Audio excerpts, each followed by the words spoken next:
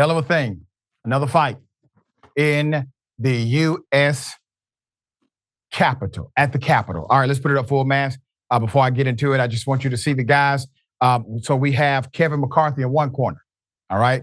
Former Speaker, GOP feckless leader. In the other corner, we have a guy named Tim Burchett, Tennessee, Republican. So Tim says that, well, that guy, McCarthy, ended up taking, well, a cheap shot. Former House Speaker is now saying he was accused wrongly of elbowing the representative out of Tennessee, one of the 8 Republicans who voted to strip him of the gavel last month. So these guys already had bad blood. So Burchett says to CNN, McCarthy, the Republican from Cali, hit him with a clean shot to the kidneys as the former speaker walked past him following a House Republican conference meeting. A clean shot to the kidneys, okay? NPR reporter Claudia Grisales, who was talking with Burchett at the time, tweeted that the impact almost knocked the 59-year-old Tennessean into her.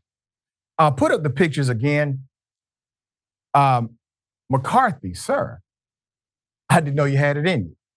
And so at this point, there's a corroborating witness to say, yes, this happened and this is the result. Why do you elbow me in the back, Kevin? Burchett yelled after the former speaker, according to audio of the exchange. Hey, Kevin, you got any guts, jerk? End quote. Burchett then chased after the 58-year-old McCarthy, who denied he'd done anything untoward. Quote, I didn't elbow you in the back, McCarthy said, according to Grisales. You got no guts. You did so, the reporter said right there. What kind of chicken move is that? Burchett said before adding, you're pathetic, man. You're so pathetic. What a jerk. Burchett repeated before telling McCarthy in a parting shot, you need security, Kevin. End quote. Put those guys up again. Those fellas. Okay. Burchett told CNN afterward, after he's a bully with 17 million and a security detail. I'm probably not going to do an ethics complaint on him. He's not worth it. McCarthy later denied maliciously shoving or kidney punching the Tennessee rep.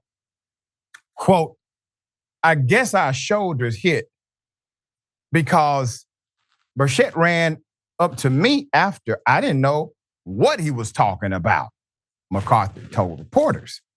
I didn't run and hit the guy. I did not kidney punch him.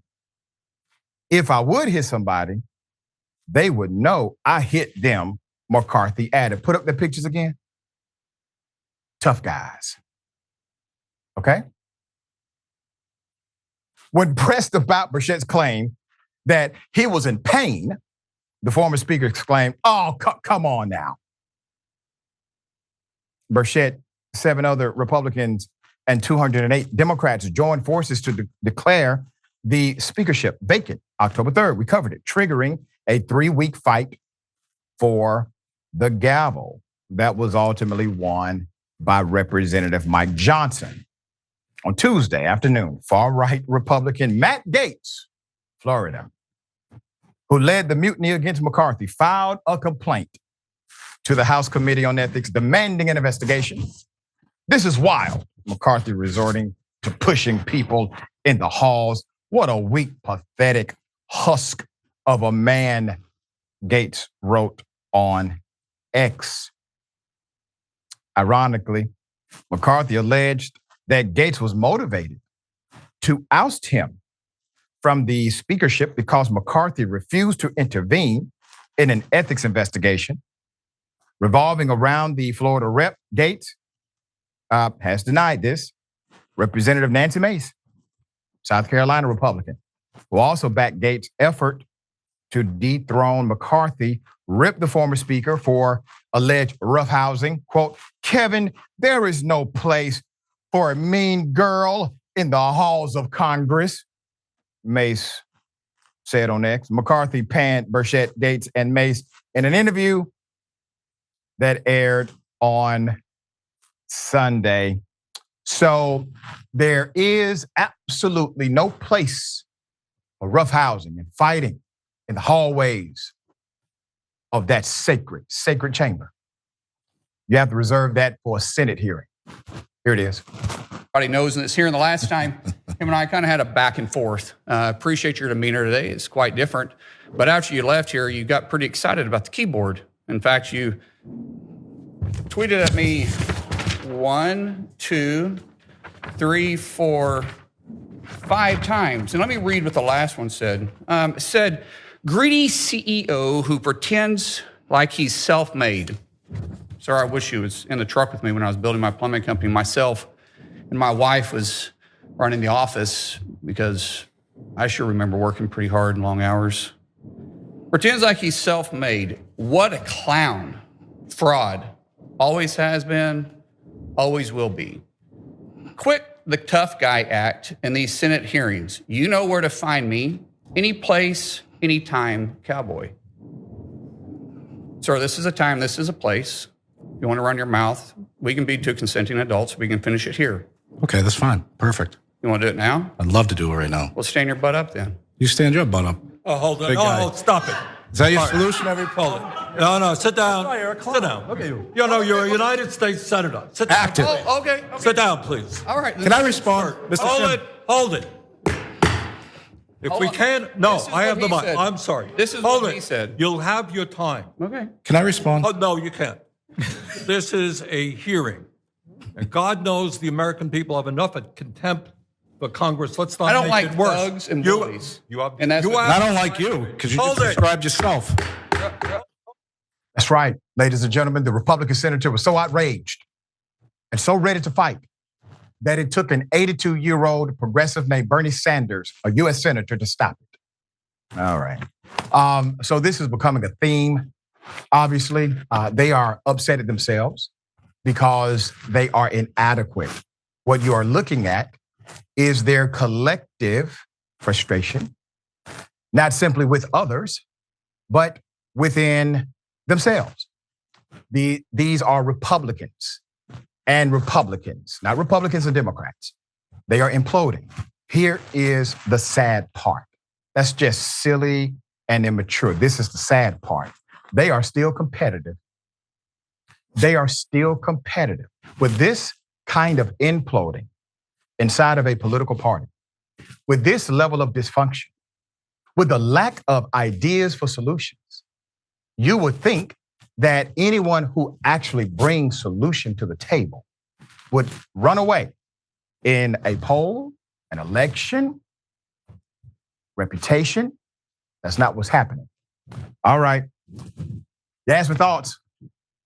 Yeah, I just never want to hear that women are too emotional to lead ever again. This is ridiculous. Yeah, I was laughing so hard during that whole segment. I covered the Mark Wayne Mullins story yesterday for Rebel HQ, and it was ridiculous then. It's ridiculous today. And between that incident and this incident between McCarthy and Burchett, it's just too much. You know, we can't even feign decency anymore. And the perpetrators of these offenses and this type of behavior is coming from white men. They're supposed to be the pinnacle of what the rest of us are hoping to achieve as far as civility goes, right? They even made a mean girl reference, but these aren't girls. These are grown men who are doing these actions. So whether or not McCarthy actually shoved or elbowed Burchett, I don't know. It sounds like he might have, but Burchett clearly knew what he was doing when he very deliberately gave the reporters the soundbite that they were looking for. McCarthy's response was just as embarrassing. You know, he's not impressing anyone with his bravado, like, oh, you would have known if I shoved you. McCarthy has a serious image problem right now that he's going to have to somehow overcome if he's hoping to continue his career at a high political level. At this point, I'm not sure that he can overcome such incredible reputational damage. but he's certainly not helping himself at this point. Oh, Yeah. and Mullen is now fundraising off of what happened during the hearing. He has T-shirts out. You can get one through his Twitter, I guess. Right. The irony is unreal. So you have one guy who's a Republican elected member of the Senate saying, hey, yeah, I was going to beat somebody up in the hearing, and he gets celebrated by Sean Hannity and other Republicans. And then McCarthy actually seems to be about that action. And all of a sudden, the Republicans chastise him for acting out of order. Guys, make your mind up. Y'all gangsters or not? Which one?